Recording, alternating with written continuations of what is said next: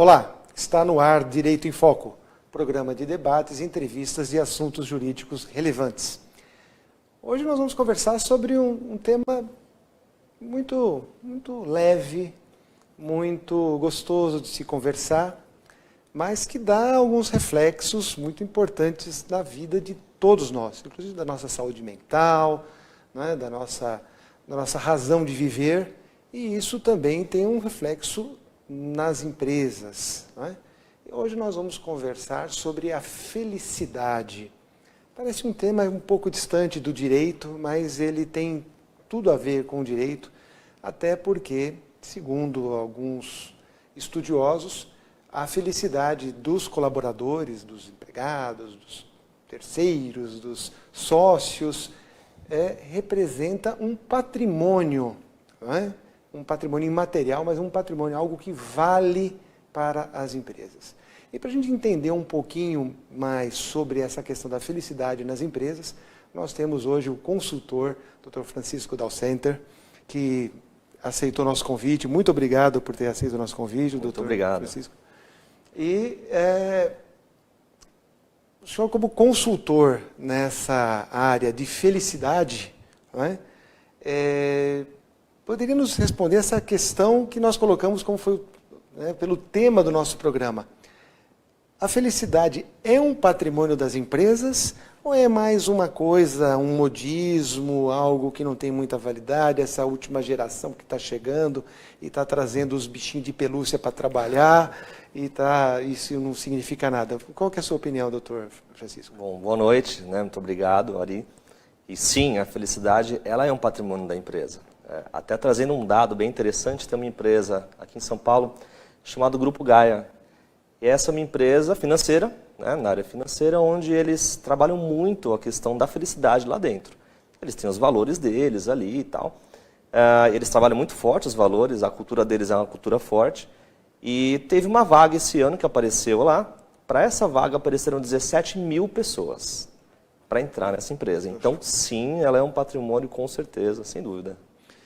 Agora, ok, é um patrimônio, mas o que é a felicidade? Né? O que significa felicidade? Porque me parece que, assim, até do ponto de vista filosófico, felicidade tem vários conceitos, né? Do ponto de vista psicológico também. Para a empresa, para que isso seja trabalhado numa empresa como um bem, como algo patrimonial, qual seria um conceito mais abrangente aí que possa definir? O conceito mais abrangente de felicidade é aquela felicidade que vem de dentro da pessoa. Né?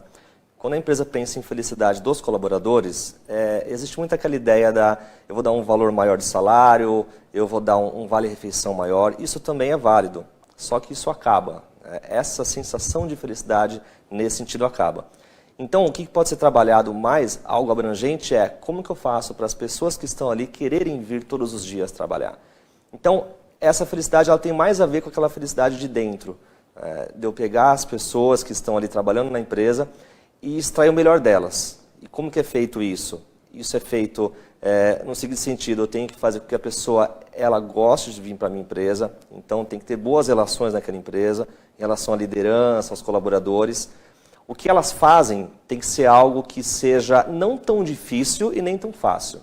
Se for muito difícil, a pessoa fala, não consigo fazer, eu não quero mais. Se for muito fácil, fica algo meio tedioso. Então, assim, não é muito simples, ao mesmo tempo que é fácil, no sentido de eu pensar que essa felicidade tem mais a ver com o comportamento ali dentro, com a cultura, mas também não é tão simples que eu tenho que entender como que cada pessoa pensa. Então...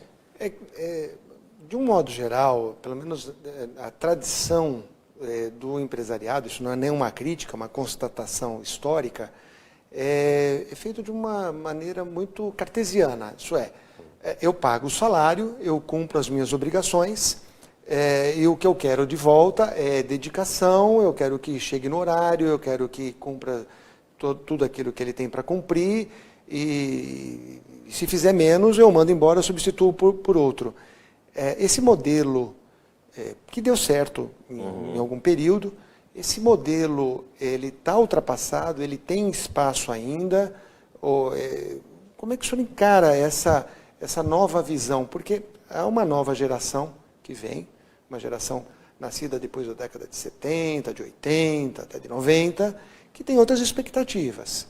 As empresas com um conceito antigo conseguem suprir as suas próprias necessidades e os anseios desses jovens trabalhadores? Realmente assim, esse conceito chamado comando e controle, ele funcionou muito bem. A gente tem que até louvar esse conceito, porque ele funcionou muito bem até mais ou menos a década de 80, 90, depois as coisas começaram a mudar. As gerações de hoje, elas buscam muito mais a questão do propósito ou a causa. Então, quando a gente fala assim, poxa, mas eu pago para você, então você tem que me dar em troca o seu trabalho. Isso é algo implícito, isso já é considerado. Só que a questão é a seguinte, qualquer empresa vai pagar para aquela pessoa. Então, isso não é mais diferencial. O que acontece hoje é o seguinte, as empresas que estão buscando atuar com uma causa que faça sentido para a empresa, então ela vai ter que se posicionar, logo, ela vai ter que focar num nicho de clientes, a tendência é que ela traga pessoas que têm a ver com essa causa. Então não vai nem ser necessário a empresa falar, poxa, mas eu estou te pagando, o que você não faz? Então essa troca está sendo muito mais uma troca pela causa, pelo propósito, do que pelo salário, pelos benefícios. Não que eles não sejam importantes, mas eles ficam em segundo plano, nesse sentido. Então, o senhor está dizendo que suprir essas necessidades mais básicas, salário e cumprir todas as obrigações, já fica em alguns nichos, em alguns tipos de empresa, em algumas funções, como algo secundário. Não é isso que os profissionais procuram. É lógico, eles têm que ser remunerados, bem remunerados, mas não é esse o primeiro ponto, é isso que o senhor está querendo dizer? Não é esse o primeiro ponto. Teve uma pesquisa da Cato, uns 3 anos atrás, onde essa pesquisa foi elencada quais são os fatores que faz a pessoa querer ficar na empresa. O primeiro ponto não era nem questão de salário, era questão do relacionamento.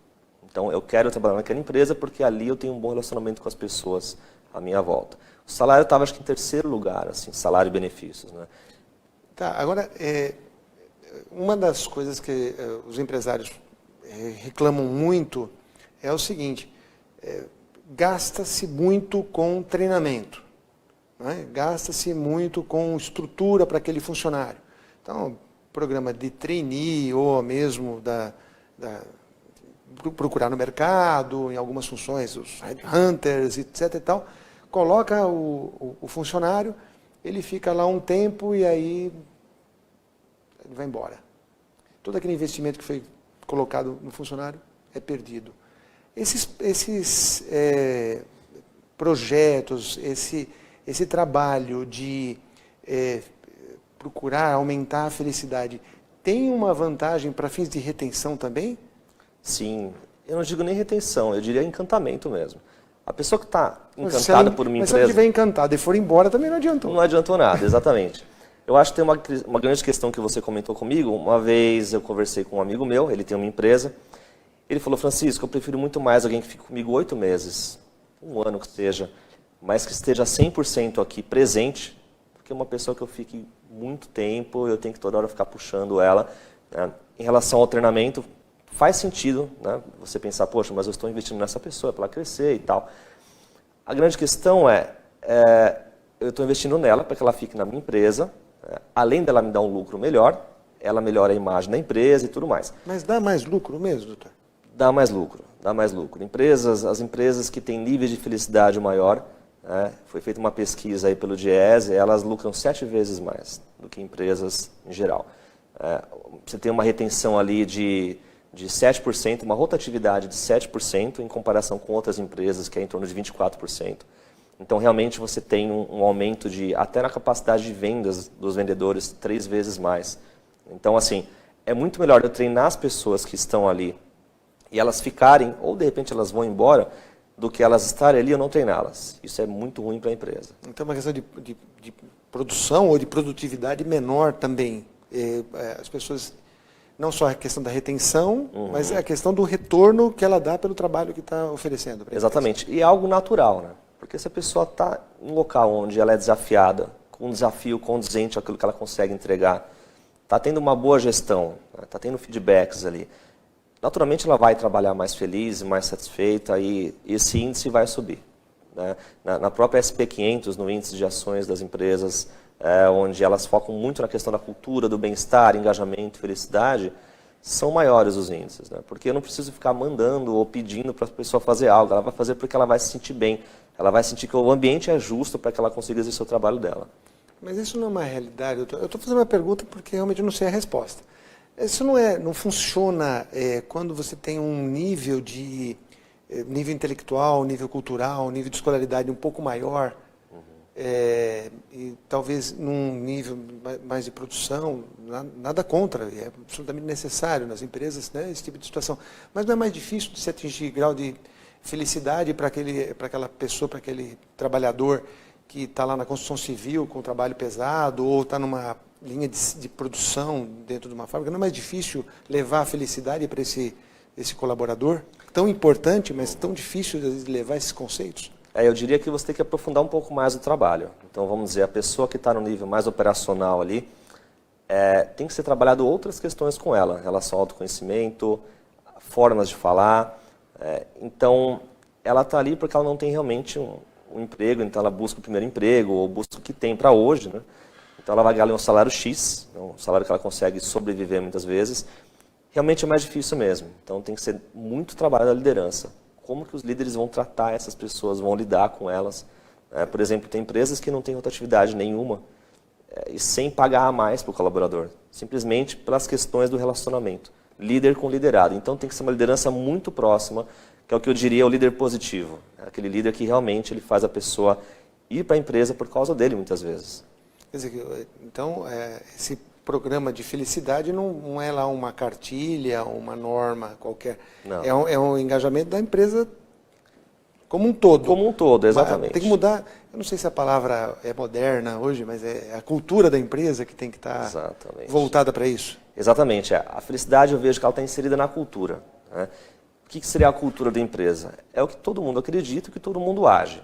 Então, por exemplo, se você tem os líderes, alta liderança, o que chamam de C-levels, se eles têm uma determinada posição, um determinado discurso, e eles agem dentro disso, tenha certeza que a cultura vai ser forte. Não existe cultura errada ou cultura certa. Existe cultura fraca e cultura forte. Você pode pensar em várias empresas. Mas qual que é a empresa que tem uma cultura de competitividade? Você já vai lembrar de algumas empresas.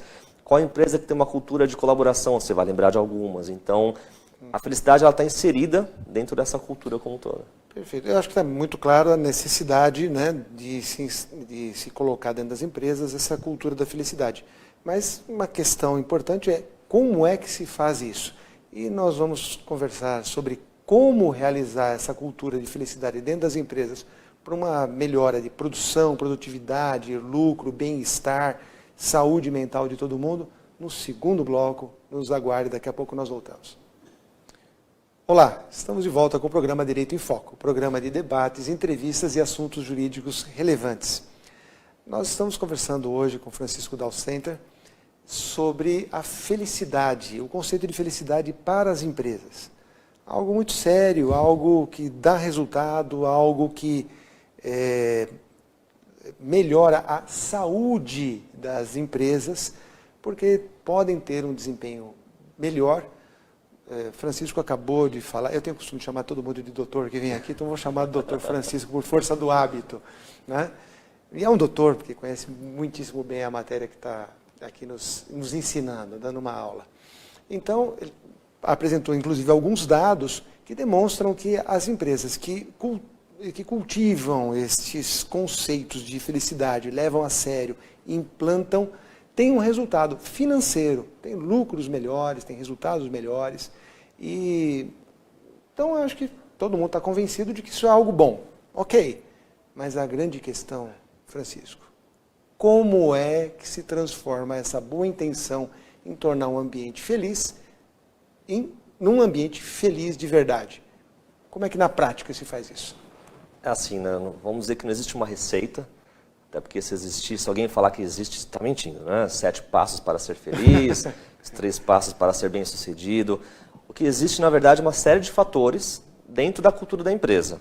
Então, acho que a primeira questão da gente entender como que as pessoas podem ser mais felizes na empresa é pelo autoconhecimento. Então, é os líderes se conhecendo melhor, para poder ajudar os colaboradores a se conhecerem melhor também. Esse é um ponto crucial, porque se eu não sei quem eu sou, para onde eu vou, tanto faz onde eu estiver. Tanto faz se eu esteja aqui ou em outra empresa, então a pessoa acaba saindo por falta de autoconhecimento. Uma outra questão importantíssima é ouvir os colaboradores. Né? Hoje eu faço um trabalho que eu chamo de gestão do engajamento, onde eu vou nas empresas. É importante. Como é que um profissional como o senhor lida com isso na prática? Quais são as operações, quais são as ações que são tomadas dentro das empresas para que isso se efetive? Exatamente. Então, a forma mais fácil que é ouvir o colaborador. Então, hoje eu faço um trabalho onde eu vou na empresa, entendo como funciona a cultura daquela empresa. Através de software, as pessoas respondem algumas perguntas ali uma vez por semana. Isso vai gerando estatísticas.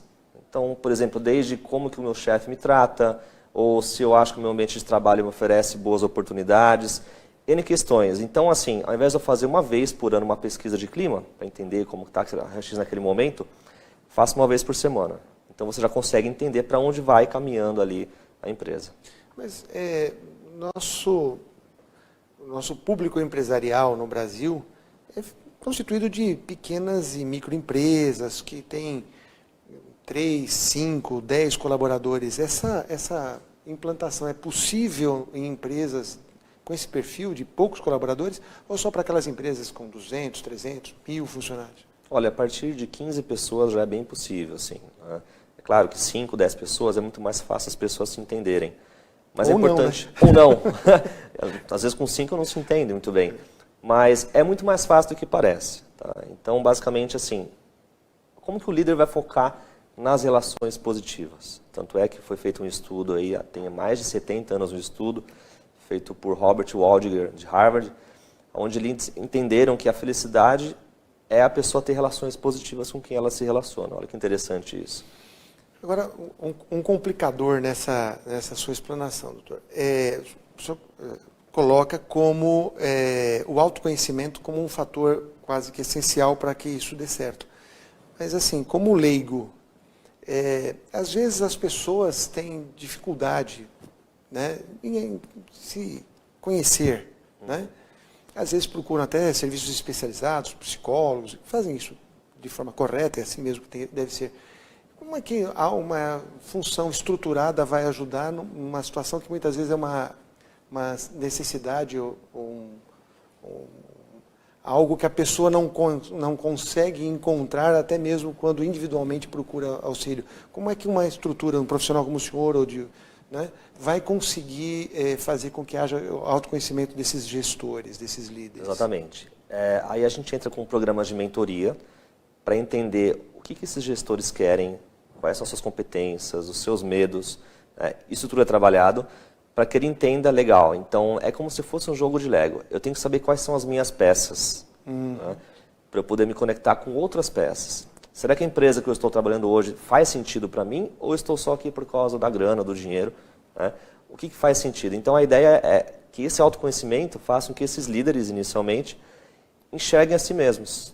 E com isso parem de culpar a empresa, parem de culpar o governo, parem de culpar o chefe e comecem a assumir uma responsabilidade que eles têm, né, como líderes e como, enfim, até porque eles trabalham com várias pessoas abaixo deles na hierarquia. Né? Então é importante que eles estejam com autoconhecimento lá em cima para que eles possam inspirar essas pessoas também a trabalhar da melhor forma possível. Então, basicamente, o trabalho começa com o engajamento das lideranças. Isso, exatamente. Não é funcionário por funcionário, não é um trabalho feito individualmente. Exatamente, com as lideranças, né? Inclusive tem um livro bem interessante chamado Motivação 3.0, onde o Daniel Pink ele fala sobre 3 fatores que realmente motivam as pessoas, que a primeira coisa é a autonomia. Então todo mundo ser autônomo, isso quer dizer que eu como líder eu tenho que cobrar o meu colaborador não pela forma que ele vai executar o trabalho, mas pelo resultado. Deixar ele fazer do jeito dele e ir ajudando. A terceira questão é a excelência. A segunda questão é a excelência, desculpe. Então, como que essa pessoa consegue executar o trabalho dela com excelência dentro daquilo que ela consegue fazer? E a terceira questão é o propósito. Então, se esse líder não traz para mim, ou melhor, não mostra para mim que existe algo a mais do que eu vou receber no final, eu diria, por exemplo, nós estamos aqui numa rede de televisão. Qual que é o propósito da rede? É algo muito maior do que simplesmente trazer anunciantes. Os anunciantes, eles vêm muitas vezes pelo propósito, que é passar informações relevantes para as pessoas, aumentar o conhecimento de quem está assistindo. Então, acho que voltando na sua pergunta, O como, ele na verdade é uma forma que cada empresa vai achar o seu como, mas basicamente seria o relacionamento humano, o autoconhecimento, o reconhecimento das pessoas. Tem muito mais a ver com humanidades do que com partes financeiras. A parte financeira é fácil, você vai, paga o salário e pronto. Financeiro é fácil em termos. Você tem que ter, né? Ter dinheiro no caixa lá para aumentar o salário do colaborador. Isso. Mas é lógico que todo empresário, com certeza, se pudesse, aumentaria, né, para não ter esse tipo de problema. Agora, uma outra questão que se coloca, né, os empresários, quando eu estava conversando com alguns sobre o tema desse programa, eles disseram, não sei, Ariovaldo, isso é uma coisa tão complicada, porque um dia o sujeito está de bom humor, no outro dia o time dele perdeu, no outro dia o partido político que ele gosta lá teve um revestrez, enfim, são os humores do dia a dia que muitas vezes nem a própria pessoa entende por que está daquele jeito. E como é que eu vou controlar isso com um programa, com uma maneira lá? Como é que se resolve isso, doutor? As pessoas com as suas diferenças, com as suas questões cíclicas, né? Como é que um programa de gestão vai conseguir resolver e colocar uma média boa, vai aumentar a média? Eu acho que nesse caso, pensando no colaborador, ele entender que ele tem as emoções positivas, emoções instintivas e emoções negativas. Então o colaborador tem que entender que ele vai ter oscilação durante o dia, isso é normal. O gestor também tem que entender que cada colaborador responde de um jeito. É impossível realmente ele ficar 100% feliz ou 100% triste, mas tem uma questão importantíssima. Até citei sobre o Grupo Gaia, eles comentam sobre os valores. Na empresa Gaia, os valores são mais importantes que o ser humano. Não quer dizer que o ser humano não seja importante. A questão é que se qualquer colaborador agir contra esses valores, né, existe uma questão a ser trabalhada aí. Claro, mudanças de humor, a pessoa chega chateada, isso é normal, nós somos seres humanos, aquela velha história do, não, você vai deixar os problemas da portaria para fora, isso não existe. Hoje está tudo integrado, né? O trabalho das pessoas está integrado com redes sociais, está integrado com a rede pessoal, o que você escreve na internet pode repercutir no LinkedIn, por exemplo. Está tudo integrado. Então, eu diria que a primeira questão é os líderes enxergarem os colaboradores, além de um trabalhador. Né? Ele como um todo. Eu sempre digo que o líder tem que saber exatamente como que é o nome da filha de cada colaborador dele. Ele tem que saber qual que é o sonho de cada um. Ele tem que saber aquilo que motiva, aquilo que não motiva. Então, é um trabalho muito forte com a liderança que eu faço para poder ajudar nesse sentido. Então, é trabalhoso. É um trabalho trabalhoso. É um trabalho trabalhoso, mas lida com humanidade, lida com coisas que todo mundo já sabe. Né? Perfeito. Eu acho que a importância, Francisco, é evidente, né? A sua explicação foi extremamente clara nesse ponto. E eu só tenho a agradecer, né, a sua colaboração. Eu acho que ficou muito, né, claro para todo mundo que, mais do que uma questão de humanidade, né, de uma humanização do trabalho, é uma questão de necessidade de sobrevivência. Então, muitíssimo obrigado por ter aceitado o nosso convite e ter dado essa explicação.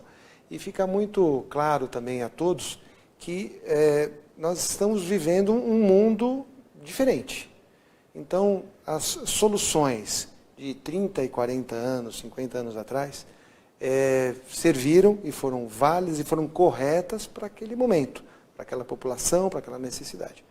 Hoje, o mundo está diferente e as soluções são diferentes também, têm que ser diferentes também. Então, com essa explicação de Francisco, nós temos a visão da solução nova. Então, você que é empresário, preste atenção nesse tipo de situação. Se tiver algum tipo de dúvida, de algum questionamento, entre em contato aqui pela rede social da TV Grande ABC, pelo Facebook, pelo Instagram. Coloque a sua pergunta para o Dr. Francisco Dalcenter. Com certeza ele vai procurar responder da maneira mais rápida possível. E nós vamos procurar também responder não somente aos empresários que têm essa necessidade, mas aos empregados. Como aqueles colaboradores que estão dentro de algum sistema de empresa, para poder dar as respostas para as suas necessidades, as suas ansiedades. Puxa, como é que eu faço para implantar um serviço desse? Ou como é que eu posso chegar na minha chefia, na minha liderança, nos donos da empresa para que isso aconteça. Eu acho que é importante que toda a sociedade possa se direcionar para isso. Com isso, nós vamos melhorar não só as empresas, mas a saúde mental, que foi um tema que nós tratamos há 2 ou 3 programas atrás, muito importante, deu muita repercussão sobre a questão da saúde mental dos trabalhadores. E com essas palavras, desculpe ter me alongado um pouco, com essas palavras eu encerro o programa agradecendo a sua audiência e espero que esteja no nosso próximo programa do Direito em Foco. Até lá, muitíssimo obrigado.